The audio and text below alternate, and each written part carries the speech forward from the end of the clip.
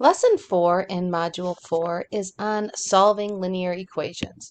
Now we have solved linear equations before, but what's going to be different now is they're going to be a little more involved. But you're still going to use those same rules that you followed before. So if you look at this example here, we have 2 times x minus 3 is equal to 4x. And what you're going to notice is that I have an x term on each side. So I want to give you some hints on how we deal with these more complicated problems. And what they're all going to come down to is they're all going to come down to ones you already know how to do. So let's write a couple instructions here. One of the first things I want you to do is I want you to simplify each side. Now I know we're working with an equation, we're working on evaluating, solving, getting an answer, but I want you to simplify each side. So if we just look over here at 2x minus 3, is there anything you can simplify there? Hopefully you're saying no, there isn't. And the same thing on the other side here, 4x. Nothing we can do. So check, we've simplified each side.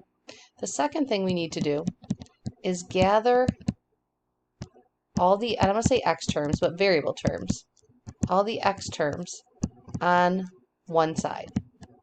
And what that means is if you look at the example we're doing right now, I have x values on the right and x values on the left of our equal sign.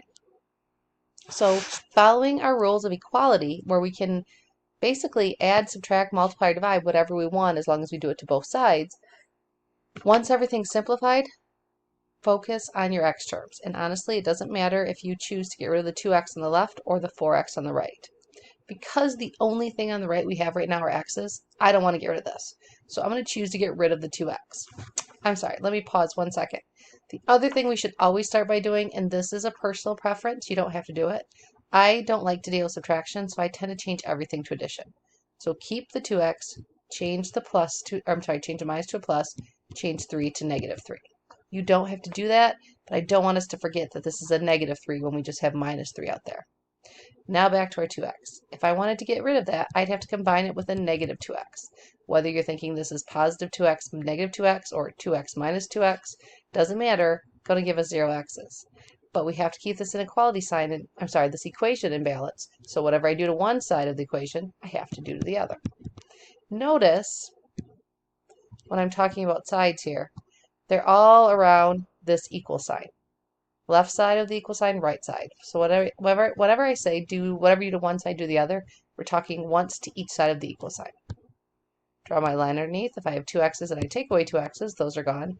I bring down my negative 3. That's part of the good thing of changing it to addition. If you could leave this as minus 3, but you have to recognize that it's negative 3 down here. Bring down my equal sign. If I have 4 x's and I take away 2 x's, I'm left with 2 x's. Now, I always say 2 times what number equals 3? If you know what that answer is, you can write it down. You don't have to do the next step. But it's not quite so clear here. So I know this is multiplication. I undo multiplication by dividing. Notice I'm not making it a negative 2. 2 divided by a negative 2 would be negative 1. 2 divided by 2 is 1x. That's what I want. Equals, whatever I do to one side, gotta do the other. So we get x equals a negative 3/2 and 3 over 2.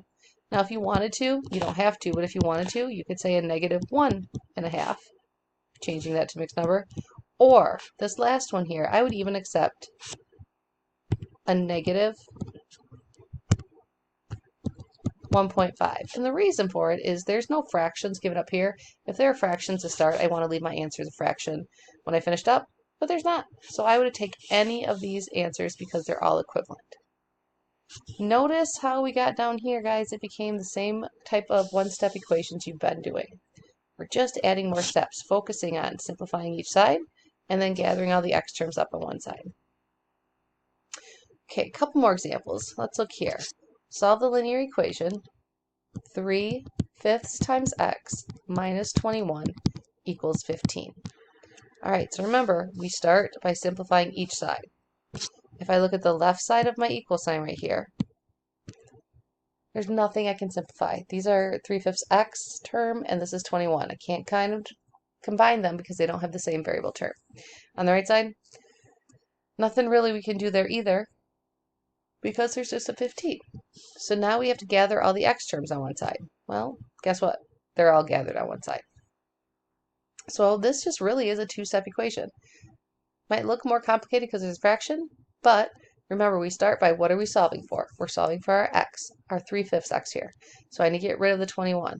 Whether you think of this as minus 21 plus 21, or you go through and change this to addition, and you think, oh, negative 21, positive 21, it's kind of why it's the same thing. Whatever we do to one side, we do the other. I bring down my 3/5 times x. That cancels to give me 0. Equals 15 plus 21, which is 36. Okay. So now this is 3/5 times x. We undo that by dividing.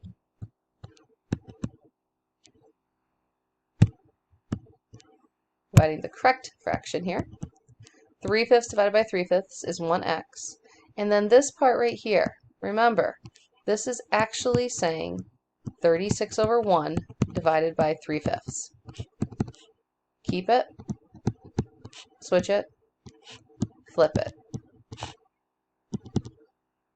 And you guys can choose to multiply straight across, or you can cross reduce. What common factors other than 1 do 1 and 5 have in common? Nothing, just 1. How about 3 and 36? Well, 3 goes into itself 1 time. 3 goes into 36 12 times. Notice we have 1s on the bottom here. So we get 12 times 5, which is 60. 60 over 1. So therefore, x equals 60. Okay. All right, one more example. For each problem, well, this is going to be this and the rest of them we do in the next video. We have this nice long linear equation to solve. I'm going to rewrite this, but I'm going to not change it, but I'm going to add the missing pieces. What do I mean? This x right here is actually 1x. I'm going to write a 1 in front of it, so I remember that it's 1x. Plus 1x plus 2 plus 1x plus 4 plus 1x plus 6. And hopefully I caught them all. Now remember, maybe, if I can get my computer to cooperate with me, we have to simplify each side. It's one of the first things we want to do.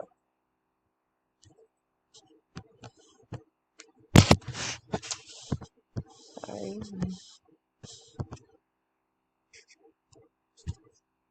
My screen doesn't want to. There we go. Maybe. Maybe I need to be more patient, right? Okay, sorry about that. Hopefully I get it working now. Anyway, if we, remember we have to simplify each side. Well, there's not much to simplify over here with the negative 28. Maybe I had it fixed, maybe not.